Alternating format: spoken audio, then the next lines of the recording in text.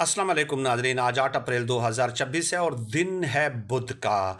जंग बंदी हुई 2 हफ्तों के लिए और सब लोगों ने, तमाम दुनिया के ममालिक ने इसका वेलकम किया, क्योंकि ये बात तो तय है, एक इस्टेब्लिश्ड फैक्ट है कि जंग किसी के फ़ायदे में नहीं है। लेकिन इस जंग 2 हफ्तों के सीज़ फायर के मुआहदे की स्याही अभी खुश्क नहीं हुई थी कि ईरान का एक जजीरा है लवान, वहाँ पे ऑयल रिफाइनरी पे हमला हुआ है और ईरानी ऑफिशल्स ने बाकायदा इसको कंफर्म किया है कि हाँ, हमला हुआ है और हम आग को बुझाने की कोशिश कर रहे हैं, तमाम तर वसाइल हम इस्तेमाल कर रहे हैं। फिर ईरान ने क्या किया? ईरान ने फ़ौरन ये बयान दाग दिया कि ये सीज़ फायर मुआहदे की खिलाफ वर्जी हुई है। चुनाचे इतलात ये हैं कि ईरान ने भी पलट कर जो है कुवैत और यूएई में हमले किए हैं। यूएई में ये खबरें मिल रही हैं कि वहाँ पे कुछ ड्रोन्स इंटरसेप्ट किए गए हैं और कुवैत में भी मिसाइल हमला किया गया है, क्योंकि ईरान का ख्याल ये है कि ये जो हमला हमारे लवान जजीरे के ऑयल रिफाइनरी पे हुआ है, ये कुवैत और यूएई में जो अड्डे हैं वहाँ से हुआ है। ये ईरान का ख्याल है। दूसरी तरफ आ जाएं, लेबनान में भी इसराइल ने हमला किया है और अब तक की जो इतलात है वहाँ पे 8 हलाकतें हुई हैं, 8 शहरी हलाक हुए हैं और 22 के करीब ज़ख्मी हुए हैं। अल जज़ीरा ने यह खबर दी है और अब ये इससे अब नतीजा क्या अखज़ करते हैं, क्योंकि देखिए सीज़ फायर का ऐलान तो डोनाल्ड ट्रंप ने कर दिया और इसके अलावा ईरान ने कर दिया और सब ने वेलकम भी किया, लेकिन इसराइल इससे खुश नहीं है। इसराइल इसको सबोताज करने की कोशिश कर रहा है और मैंने आज सुबह भी आपको बताया था कि इसराइल के पास ईरान को ख़त्म करने का ये आखिरी मौका है। इसके बाद वो तादम क़यामत जो है वो ख़त्म नहीं कर सकता, क्योंकि इसराइल को डोनाल्ड ट्रंप जैसा बेवकूफ़ सदर फिर नहीं मिलेगा कि वो उसको ट्रैप करके इस जंग में ले आए थे। और इमरान रियाज साहब ने ये बिल्कुल ठीक कहा था कि दोबारा इसराइल वज़ीर आज़म को इस तरह का सदर नहीं मिलना, तो इसराइल इसको सबोताज करने की कोशिश कर रहा है। आज सुबह जो ट्वीट आई थी शहबाज शरीफ साहब की, उसमें उन्होंने यही कहा था ना कि ईरान और अमेरिका ने सीज़ फायर पे इत्तेफाक कर लिया है और इसमें जो टेरिटरी है लेबनान की वो भी शामिल है, वहाँ पे भी हमले नहीं होंगे, किसी भी फरीक की तरफ से हमले नहीं होंगे और खलीजी ममालिक के किसी मुल्क पे एक दूसरे पे हमले नहीं होंगे। यानी ईरान खलीजी ममालिक के खलीज के किसी मुल्क पे हमला नहीं करेगा और ईरान और ना ही ये खलीजी ममालिक की तरफ से हमले होंगे। तो ये सुबह ट्वीट किया था, लेकिन लेबनान की खिलाफ वर्जी कर दी है किसने की है? वो इसराइल ने की है। बज़ाहिर तो यही समझ आ रहा है, क्योंकि देखिए डोनाल्ड ट्रंप दोबारा तौबा है उसकी कि दोबारा वो इस जंग में आ जाए। एक खबर तो ये है कि वो हमने आपको बताई थी 2 हफ्ते पहले, 8-10 दिन पहले, कि 70 लाख लोगों ने खुद अमरीकियों ने डोनाल्ड ट्रंप के खिलाफ एहतजाज किया था।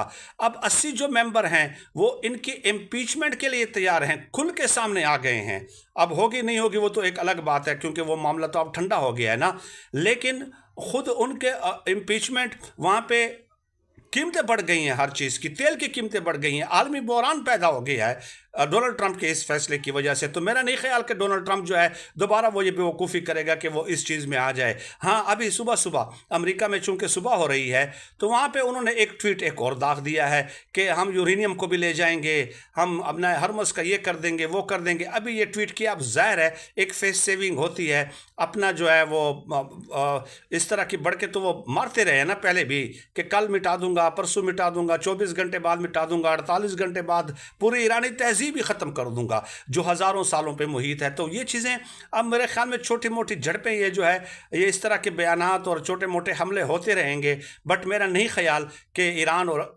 अमेरिका इस कदर बेवकूफ़ हैं कि वो उनको कोई इसराइल वगैरह ट्रैप कर सके। इस तरह के हमले करके वो उनको ट्रैप नहीं कर सकते, दोबारा जंग में नहीं ला सकते। ये नताइज उन्होंने देख लिए हैं। और अब आ जाएं, देखिए जुमे के दिन 10 अप्रैल को जो है पाकिस्तान में ये मुज़ाकरात होने हैं।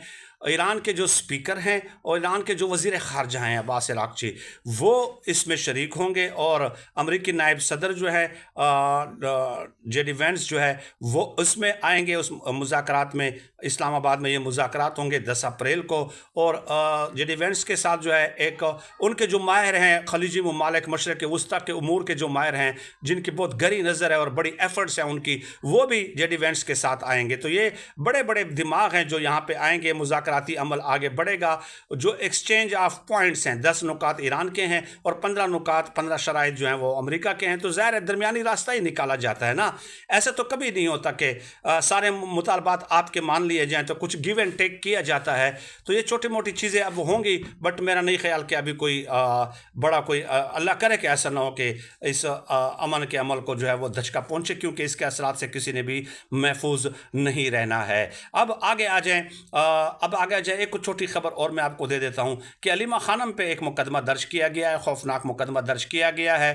اور مقدمے کے مطابق جو عمران خان ہے, جو انسپیکٹر ہیں غالباً, انہوں نے یہ کہا ہے کہ علیمہ خانم جو ہے وہ کل 4:30 بجے کے آس پاس اڈیالہ کے باہر لوگوں کو لائی تھی. علیمہ خانم تھی, نورین خان, عظمیٰ خان وغیرہ, تابش فاروق وغیرہ, اس کے علاوہ ان کے ساتھ کئی لوگ تھے. ہم نے کئی دفعہ کوشش کی کہ ان کو جو ہے نا منتشر کر دیں, وہاں سے جانے پہ مجبور کر دیں, لیکن یہ لوگ وہاں سے ہٹ نہیں رہے تھے. اور پھر ان لوگوں نے علیمہ خانم کے کہنے پہ پولیس والوں پہ پتھراؤ کیا. 9 پولیس والے زخمی ہوئے, اور FIR میں یہ لکھا ہوا ہے کہ ایک کین جو ہے پیٹرول کا, اس میں 30 لیٹر پیٹرول تھا, کانچ کی 15 بوتلیں تھی, روئی کے کچھ کارٹن تھے, اور کچھ ماچس کی 5-10 ڈبیاں ہمیں ملی ہیں. اور ہمارا یہ خیال ہے کہ یہ پیٹرول بم بنانے کے لیے یہ چیز جو ہے, یہ چیزیں لائی گئی تھی, اور کوئی انتشار کرنے کی فساد کرنے کی ان کی کوشش تھی, جو کہ پولیس نے مؤثر حکمت عملی کے ذریعے ناکام بنا دی. پولیس نے جو ہے نہ چاہتے ہوئے بھی ان کے اوپر کریک ڈاؤن کیا, 41 کارکنوں کو گرفتار کیا گیا, اور کچھ لوگ جو ہے, زیادہ تر لوگ بھاگنے میں کامیاب ہو گئے. جو بھاگے ہیں ان میں سے ان کی 13 گاڑیاں جو ہے وہ قبضے میں لے لی گئی ہیں. اس طرح کی FIR مقدمہ جو ہے نا, ظاہر ہے اب ملبہ پورا کس پہ ڈالا گیا ہے, علیمہ خانم پہ ڈالا گیا ہے کہ انہوں نے یہ سب کچھ کوشش کی تھی, یہ سارا پلان جو ہے وہ انہوں نے بنایا تھا. تو ڈیفینیٹلی یہ مقدمہ سنگین نوعیت کا ہے. اب لیٹسٹ سی اس میں اس کی گرفتاری ہوتی ہے نہیں ہوتی, ضمانت قبل از گرفتاری ہوتی ہے, جو بھی کچھ ہوتا ہے. تو اب علیمہ خانم سے ایک سوال بھی پوچھا گیا کہ آپ نے تو آج ہی پوچھا گیا کہ آپ نے تو کہا تھا کہ 10,000 لوگ آئیں گے, تو وہ تو پورے پاکستان سے نہیں آئے. تو انہوں نے کہا کہ میں نے راولپنڈی کی مقامی قیادت کو, راولپنڈی اور اسلام آباد کی مقامی قیادت سے یہ کہا تھا کہ وہ 10,000 لوگ آ جائیں, اور وہ آ سکتے تھے اور ان کو آنا چاہیے تھا. یہ علیمہ خانم نے باقاعدہ کھل کر واضح طور پہ کہا ہے. تو 10,000 کی تعداد تو ظاہر ہے وہ نہیں تھی. اب PTI کے لیے ظاہر ہے یہ ایک مشکل گھڑی ہے, کیونکہ دیکھیے یہ لوگوں کو نکالنا ضروری ہے. تحریک انصاف کی جو باقی قیادت ہے وہ تو لوگوں کو نہیں نکال سکتی, یہ بات تو طے ہے, یہ بات تو ایک اسٹیبلشڈ ہے. اور وہ مطلب مختلف ہیلے بہانے, کوئی اور ہیلے حربے اور ہتھکنڈے ایسے استعمال کر رہے ہیں کہ کسی نہ کسی طرح وہ تاخیری حربے استعمال کر سکیں. تو اب علیمہ خانم کے لیے بڑی مشکل گھڑی ہے. علیمہ خانم کو یہ ذمہ داری لینی ہوگی.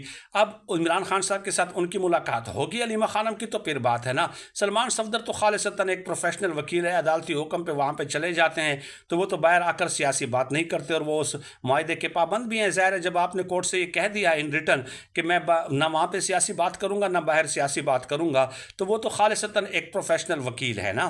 لیکن اب کسی ممبر کی, تحریک انصاف کے رہنما کی, محمود خان چکزئی وغیرہ کی, یا فیملی ممبران کی جب ملاقات ہوگی, تو تب جا کے عمران خان صاحب کی ہدایات ملیں گی کہ کیا علیمہ خانم کو اب لوگوں کو نکالنے کی ذمہ داری ان کو سونپ دینی چاہیے یا کس کو سونپ دینی چاہیے, اور کیا علیمہ خانم کو اندر لے جانے کا پلان بنا لیا گیا یا نہیں. لیٹ اس سی, یہ ڈیولپمنٹس بہت جلد سامنے آ جائیں گے. آپ سب کا بہت شکریہ.